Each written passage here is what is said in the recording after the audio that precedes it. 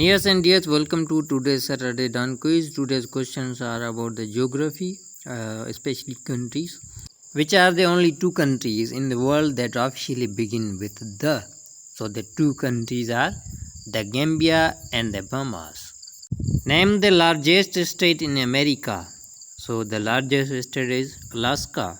Question number 3. After the Nile and the Amazon, what is the third longest river in the world?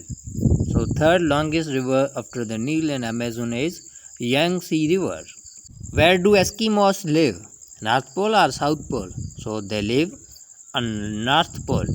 What is the capital of Cambodia? So the capital of Cambodia is Phnom Penh. Question number 6. What popular grain was used in the construction of the Great Wall of China? So the popular grain was rice.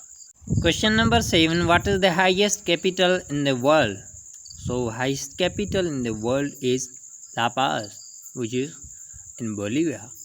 Baku is the capital of what country? So Baku is the capital of Azerbaijan.